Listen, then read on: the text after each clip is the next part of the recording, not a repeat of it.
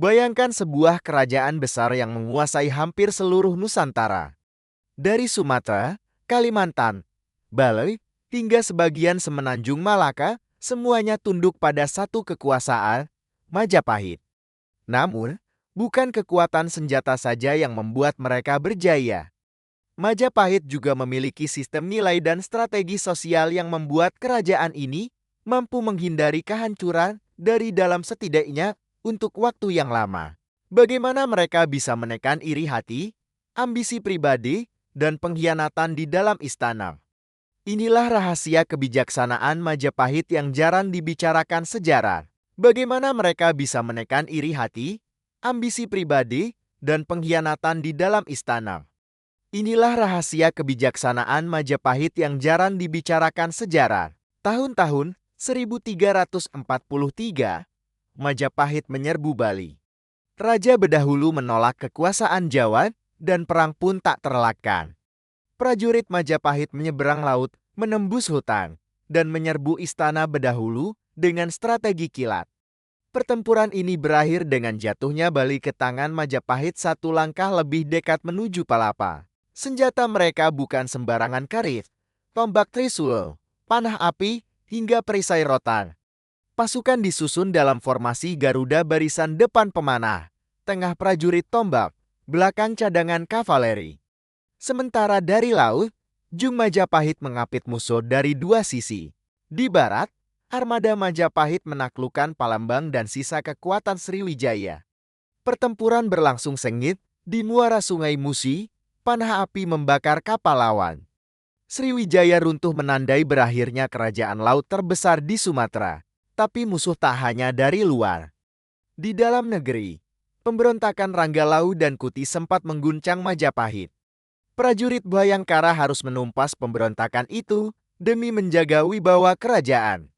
Pertumpahan darah di Sungai Brantas menjadi saksi kesetiaan dan pengkhianatan. Perang Sadeng dan Keta menjadi ujian bagi Gajah Mada Muda.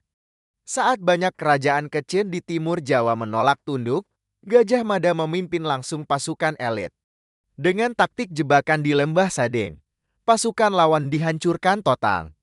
Dari sinilah, nama Gajah Mada mulai dikenal di seluruh Majapahit. Setelah Sadang, Bali, dan Palembang, Majapahit mengirim armada ke timur, Maluku, Sumbawa, hingga Nusa Tenggara. Mereka tidak hanya menaklukkan, tapi membangun jaringan perdagangan dan diplomasi. Sumpah Palapaki nyaris terpenuhi. Laut menjadi saksi kejayaan armada Majapahit. Jungjung raksasa berlayar dengan layar merah dan panji bergambar Surya Majapahit. Pertempuran laut melawan armada Tumasip dan Samudra Pasai menegaskan dominasi Majapahit di seluruh jalur rempan. Pasukan Bhayangkara, penjaga istana dan pengawal raja, terkenal karena kesetiaan tanpa batas. Mereka dilatih untuk bertarung dalam diam, menyerang cepat dan mematikan. Konon, satu pasukan Bhayangkara bisa menghadapi 10 musuh tanpa mundur. Namun, kejayaan tak abadi. Setelah wafatnya Hayam Wuruk, perang saudara pecah antara Wikramawardhana dan Brewirabumi dikenal sebagai Perang Paregrek. Pertempuran ini menghancurkan banyak kota dan melemahkan kekuatan Majapahit dari dalam. Di tepi Sungai Brantas, ribuan prajurit Majapahit saling berhadapan saudara melawan saudara. Panji kerajaan yang dulu bersatu kini sobek oleh amaran dan ambisi. Sejak saat itu, sinar kejayaan Majapahit mulai meredup. Meski perang menghancurkan, semangat persatuan Majapahit tetap hidup. Dari reruntuhan itulah lahir cikal bakal kerajaan-kerajaan Islam di Jawa.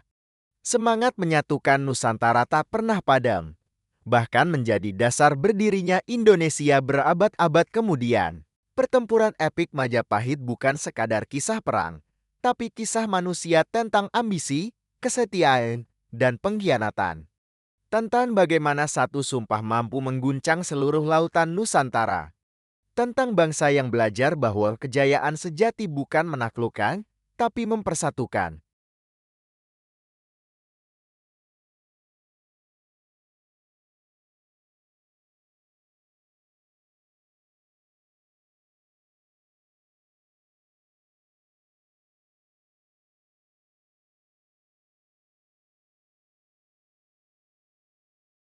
Dari Bedahulu hingga Paregreg, Majapahit mengajarkan arti persatuan dan harga sebuah perdamaian. Bila dulu Gajah Mada bersumpah untuk menyatukan Nusantara, kini tugas itu diwariskan kepada kita semua. Karena semangat Majapahit tak pernah benar-benar padam. Inilah pertempuran epik Majapahit. Sebuah kisah ketika Nusantara berdiri gagah dan kejayaan lahir dari keberanian untuk bersatu.